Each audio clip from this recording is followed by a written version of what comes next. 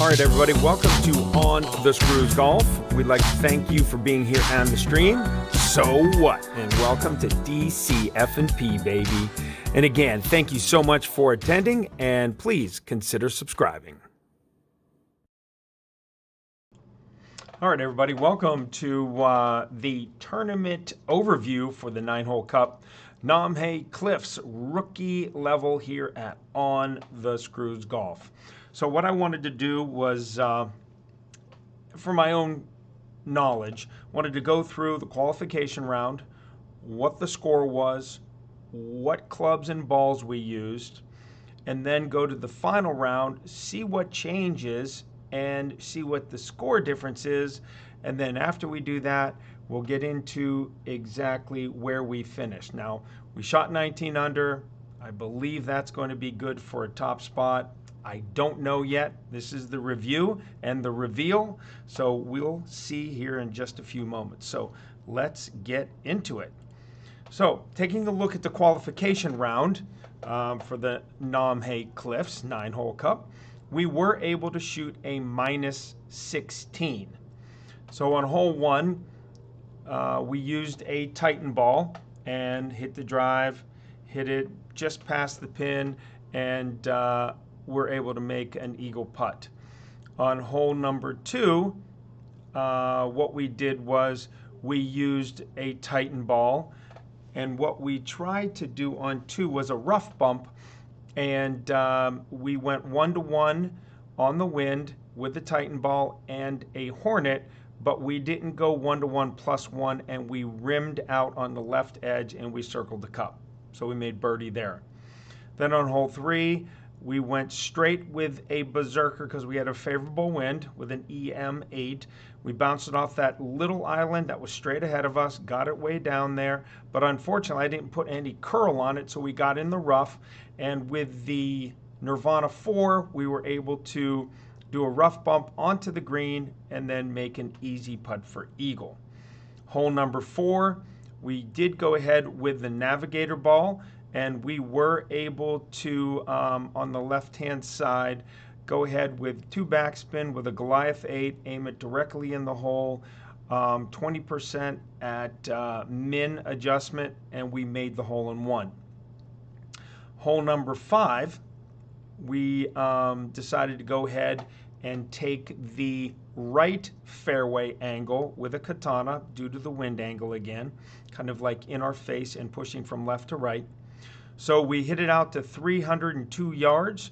We then took a thorn at mid-distance with a -5% elevation change, 1 right spin, and we were able to hit it perfect, knock it in the hole for another eagle. Hole number 6, what we did here, we again used the big topper, full top spin, no side spin.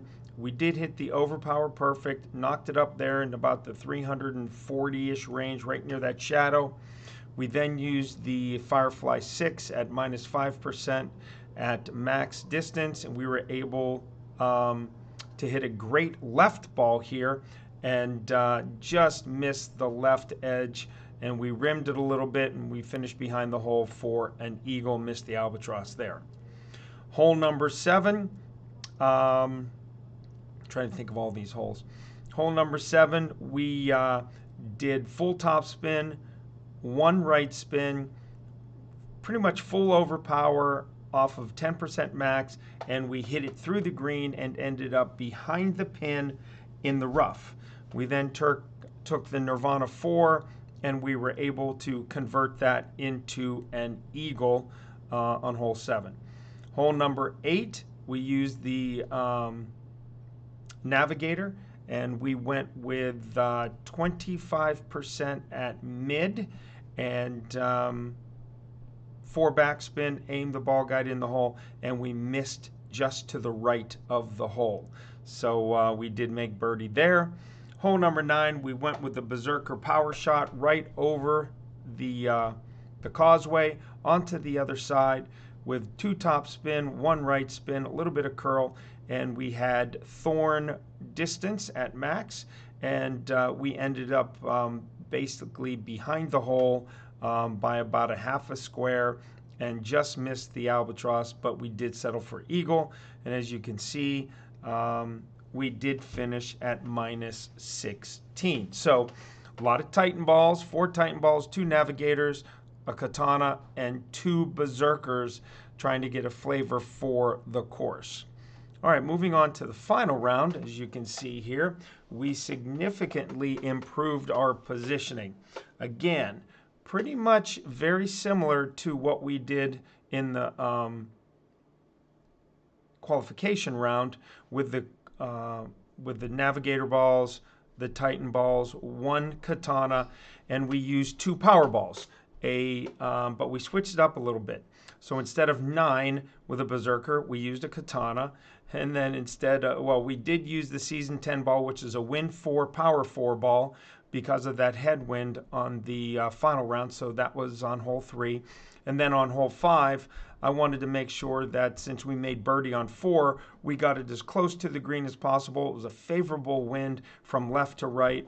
And with that power 5 ball, that gave my extra mile 8 ease of the ability to hit over to that small pad on the left-hand side going straight, bounce it over, got it to 320 yards, and obviously made eagles. So you could see hole 1 we made eagle, hole 2 similar way we made eagle. This time on hole 2 we did the rough bump again 1-to-1 plus 1. This time we made that adjustment, made the eagle. Hole 3, again, that's just you're shooting for eagle there and nothing less, and you don't expect to make albatross there very often. Hole number 4, unfortunately, I tried a new shot this time, watching somebody else, and I lined it up perfect, hit it perfect, did everything exactly the way it was supposed to. It just didn't hit the roll. He had a 4.4 mile an hour tailwind. I had a 2.4 mile an hour tailwind. I did not take that into consideration, and my ball came up short and to the right. So birdie it was. A little disappointed after that.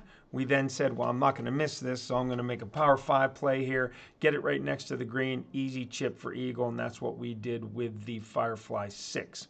Hole number 6, instead of missing the Firefly minus 5% max Firefly 6 chip like we did in the qualifier, we were able to hit a big topper 6, overpower perfect, 348 yards, Firefly 6 at max, 1 right spin, and knocked it in for the albatross.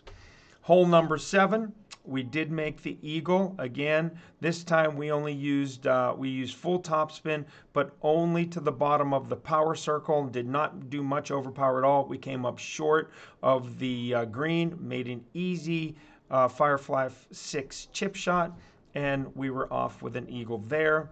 Hole number 8, again, a lot of credit goes to Katrine of Dead Center Perfect, my group. And she really helped me out with a lot of adjustments via the notifications. And we were able to take a look at the different winds. And the wind was 2.2 miles per hour. And you were going to use 30% at mid. And then if it was greater than 2.7 miles per hour, you were going to go 35% at mid. So we were fortunate enough to get a hold of a 2 mile an hour wind, aim the ball guide directly in the hole, hit it perfect, and 30% mid, we made eagle. Final hole, obviously, we did switch to a katana and a quarterback. We did the bounce over shot to the left. Full top spin, full left spin, 20% at max. We got it out to 308. We then used the Goliath 8 at mid, 1 back, 1 right. Hit it perfect off a 4.2 mile an hour wind and a 2.1 ring pull. We were able to make albatross, minus 19. So those are the overviews. Qualification round, you can see lots of eagles, a couple birdies, no albatross, and a complement of balls. Final round, a little bit of a switch on the power balls and where we played them. Played them on holes 3 and 5. And then you can see we added 2 albatrosses, and we did get to minus 19, which is very, very, very happy with that score. Now, let's get into where we are finishing. Let's take a look with this 9-hole cup here. Let's take a look at the results. And there we go. We did finish at the top, luckily. So we will be collecting a gold banner for that. So let's go over here and into our hub and see if we can collect. Here it is. We'll see if we get anything decent in here or not. So right now we do have the Namhe Cliffs gold banner 9-hole. 60,000 coins. We get 9 machetes. We'll take the 9 Goliath, always like Goliath clubs. 8 Kingfishers. So we get 9 Kingmakers. And we get 27 Titans. So we used 18 balls, and we get 36 balls back, okay? So we used 18 to get 36. So that's not bad. So we doubled the ball inventory. Now the issue is, how many Titan balls did we use? 1, 2, 3, 4, 5, 6, 7, 8. So we used 8 Titans. We won 27. So we're plus 19 on the Titans.